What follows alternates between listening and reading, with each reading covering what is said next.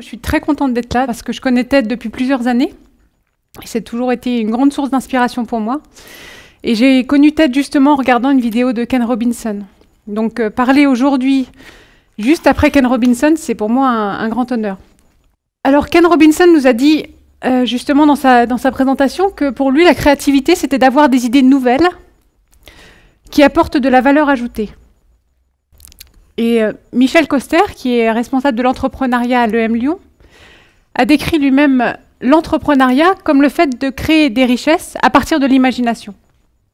Donc finalement, on voit que l'entrepreneuriat est une forme de créativité. Est-ce que vous pourriez lever la main si vous-même, vous avez déjà créé une entreprise ou si vous êtes en train de créer une entreprise? Oh! Ah oui, quand même. Par contre, ce n'est pas tout à fait représentatif de la proportion de personnes qui ont déjà créé au niveau national, c'est-à-dire en France. En France, la proportion d'adultes qui sont en train de créer ou qui ont déjà créé une entreprise est de 6%. C'est peu. Et ce chiffre de 6% nous classe 56e parmi les 59 pays étudiés. C'est loin. Alors pourquoi est-on si mauvais en entrepreneuriat? Eh bien justement, le GEM qui a fait cette étude a essayé d'étudier un petit peu justement les freins de chacun des pays et les forces et les faiblesses de chacun. Et pour la France, ils ont trouvé quelque chose de vraiment particulier, de vraiment typique à la France. C'est une immense peur de l'échec. Et alors cette peur de l'échec nous vient d'où? Eh bien, elle nous vient en grande partie de notre éducation. Parce que dans notre éducation, il y a quelque chose, il y a une leçon particulière, une règle qu'on nous a apprise et qu'on nous a tellement répétée qu'elle a fini par s'ancrer au plus profond de nous-mêmes. Et cette règle, c'est qu'il est interdit de se tromper. Évidemment, il est interdit de se tromper parce que si on se trompe, c'est soit qu'on ne maîtrise pas son sujet, soit qu'on le maîtrise, mais qu'on n'a pas porté suffisamment attention. Dans tous les cas, c'est complètement inacceptable. On est tous d'accord. Moi, je ne suis pas tout à fait d'accord avec ça. Alors, ce que je vous propose, c'est d'abord de vous expliquer comment j'en suis venue à cette petite découverte de cette particularité de l'éducation française. Et dans un deuxième temps, je voudrais vous expliquer les 4 conséquences de cette règle. Et vous comprendrez très aisément pourquoi cette règle, finalement, elle est très néfaste. Alors, comme vous l'a dit Thomas tout à l'heure, j'ai eu l'occasion de vivre pendant 8 ans en Asie, avec ma famille, et notamment mon mari et mes 2 filles. Donc. Et mes 2 filles étaient toutes petites quand on est partis. Donc elles ont commencé leur scolarité directement en Asie, dans des écoles internationales. Donc en haut, vous les voyez à Shanghai avec leur uniforme de la British School. Vous les voyez ensuite avec leur uniforme de leur école hongkongaise et à droite sans uniforme dans leur école de Tokyo. Et alors, en Asie, mes filles ont toujours été très enthousiastes par rapport à l'école, par rapport à l'apprentissage, à l'enseignement. Pour elles, apprendre, ça a toujours été source de plaisir. D'ailleurs, vous les voyez ici à la maison en train de travailler pour la 2e soirée consécutive sur un projet du Cambodge qu'elles avaient décidé de créer et de partager avec leurs camarades de classe. Et puis en 2010, on nous a demandé de rentrer en France. Et en septembre 2010, pour la première fois, mes filles sont rentrées dans une école française. Et à partir de ce moment-là, petit à petit, leur enthousiasme par rapport à l'école a commencé à diminuer. Elles ont commencé à se plaindre, elles ont commencé à avoir moins envie d'aller à l'école. Elles ont même commencé à avoir peur d'aller à l'école. Elles ont même commencé à trouver que les week-ends de 2 jours, c'était un peu court. Et jusqu'au jour où ma plus grande, qui était l'année dernière âgée de 9 ans, elle est rentrée de l'école, elle s'est effondrée dans le canapé et elle m'a dit « Tu sais, maman, je suis fatiguée. » À 9 ans, si on commence à être fatiguée, c'est dommage. Elle m'a dit « Non, maman, je suis fatiguée. Je suis fatiguée d'avoir peur de me tromper. » Et en tant que maman, enfin, j'imagine, pour vous, ça aurait été la même chose. Ça m'a fait quand même un petit peu mal. Mais en même temps, ça m'a rappelé, effectivement, la règle qu'on m'avait moi-même transmise quand j'étais petite. Cette règle qui est si importante dans l'éducation à la française, il est interdit de se tromper. Et alors, comme je vous le disais tout à l'heure, pour moi, il y a vraiment 4 conséquences à cette règle qui font que cette règle, elle est vraiment très néfaste pour nos enfants. Et la première de ces conséquences, c'est l'intolérance. Si je vous fais ce signe-là avec ma main, quel chiffre voyez-vous? Oh, bien. Bonne réponse, en France. Mais mauvaise réponse en Chine. Ce signe-là, en Chine, veut dire 8. Ici, je vous ai ramené 2 calligraphies. À droite, vous voyez la calligraphie anglo-saxonne, avec laquelle mes filles ont appris à lire et à écrire. À gauche, la calligraphie française que vous connaissez tous. Ma plus jeune fille s'appelle Inès. Quand elle est arrivée en France l'année dernière, elle était en CE1 et qu'elle a commencé à calligraphier, à écrire son nom avec la calligraphie anglo-saxonne, puisque c'était la seule qu'elle connaissait. Des gens de ma famille, assez proches, lui ont dit, et sa maîtresse aussi, lui ont dit qu'elle écrivait mal son nom, qu'elle faisait une erreur sur son nom. Et donc sa maîtresse lui a fait faire des lignes de i à la française pour qu'enfin elle puisse écrire son nom correctement. Jusque-là, admettons, je dirais. Le problème, c'est que récemment, ma fille m'a dit « Mais alors, avant, je n'écrivais pas mon nom normalement. » Et c'est ce mot « normalement » que j'ai trouvé complètement inacceptable. Parce qu'on est tous d'accord pour dire que, ok, en France, on s'est mis d'accord sur un certain nombre de codes, et qu'en France, on applique ces codes. Jusque-là, tout va bien. Par contre, ce que nous devons enseigner à nos enfants, c'est qu'il y a dans le monde autant de codes qu'il y a de culture. Et que si c'est normal d'écrire en France de gauche à droite et horizontalement, au Japon, il est tout à fait normal d'écrire de droite à gauche et verticalement. Pardon. N'empêche qu'il n'y a aucun des deux codes qui doit prévaloir sur l'autre. La deuxième conséquence pour moi de cette règle, il est interdit de se tromper, c'est qu'elle implique une très mauvaise estime de soi. Je voudrais juste que vous fassiez appel à vos souvenirs et que dans vos souvenirs, vous essayiez de faire remonter une mauvaise copie que vous avez eue, une mauvaise dictée, un mauvais contrôle de maths. Essayez de vous souvenir de ce que vous avez ressenti à ce moment-là, de ce que vous avez ressenti quand on vous a remis votre copie, quand vous avez vu la note, toutes les notes en rouge, et qu'il a fallu en plus que derrière vous alliez la vendre à vos parents.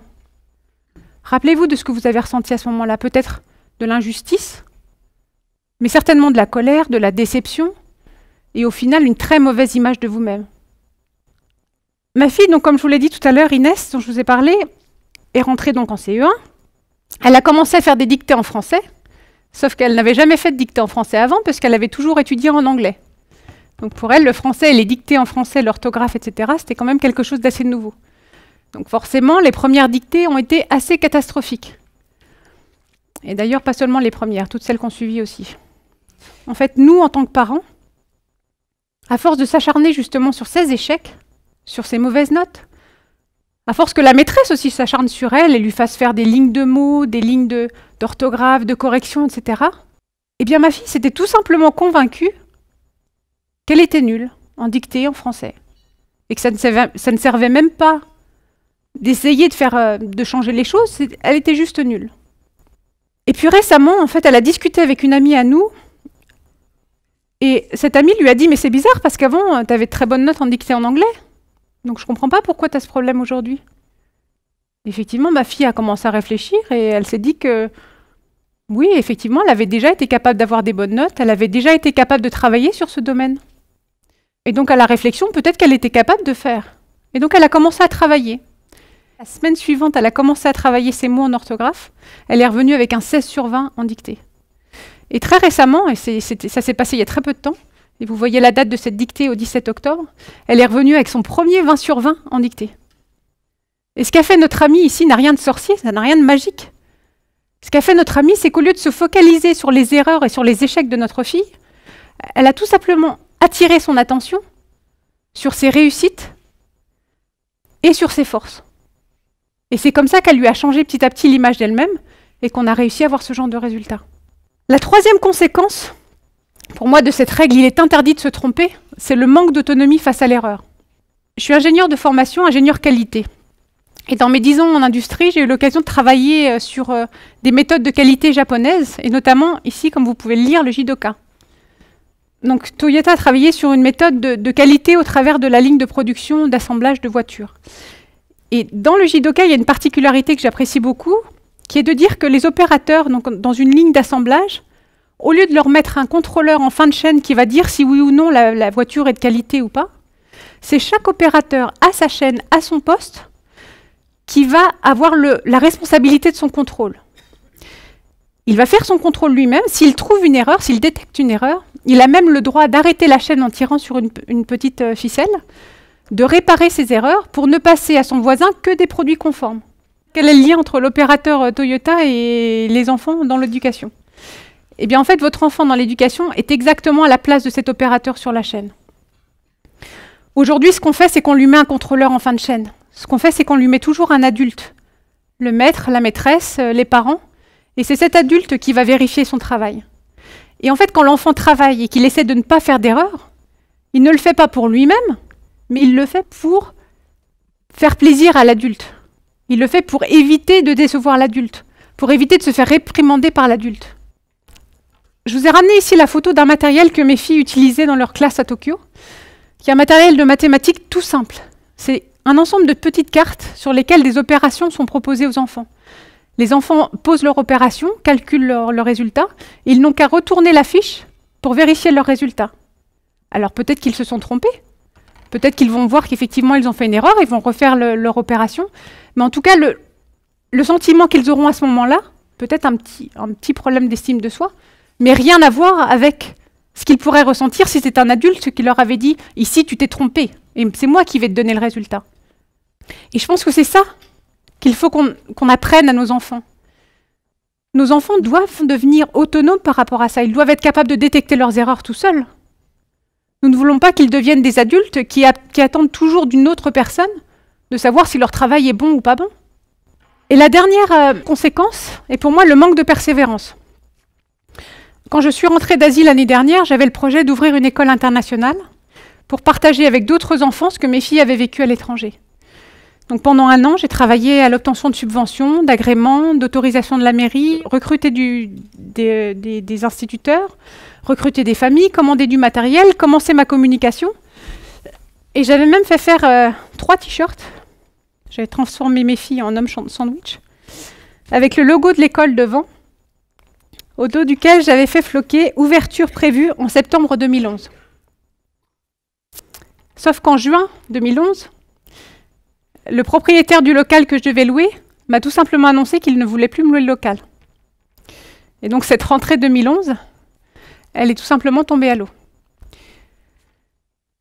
Mais de ce premier échec, j'ai tiré beaucoup d'enseignements, notamment sur ma façon de travailler, sur les objectifs à fixer, sur le planning, sur la communication.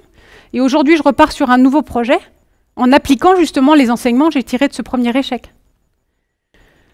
Il y a une phrase que j'aime beaucoup de Winston Churchill qui dit que le succès, c'est d'aller d'échec en échec sans perdre son enthousiasme. Et c'est ça que nous voulons apprendre aujourd'hui à nos enfants. C'est ça que nous voulons pour les adultes qu'ils vont devenir.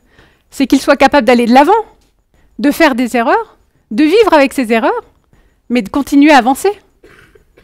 Il y a celui qui ne fait rien, qui ne se trompe pas, c'est ce qu'on dit toujours. Mais c'est vrai, si on interdit aux enfants de se tromper, ils n'ont plus qu'à rester là et à ne plus se lancer dans rien. Ce que je voulais vous dire, c'est que les enfants que nous avons aujourd'hui autour de nous sont la société de demain. Et si nous voulons que cette société de demain soit formée d'adultes qui ont envie d'aller de l'avant, qui ont envie de se lancer dans des nouvelles choses, qui n'auront pas peur de prendre des risques, qui n'auront pas peur de l'échec, du regard de l'autre, eh bien il est temps de changer notre message. Et c'est pourquoi je vous propose, dès aujourd'hui, d'entrer dans une nouvelle ère. Une ère de fin d'interdiction. Une ère dans laquelle nous allons donner à nos enfants le droit de se tromper. Merci.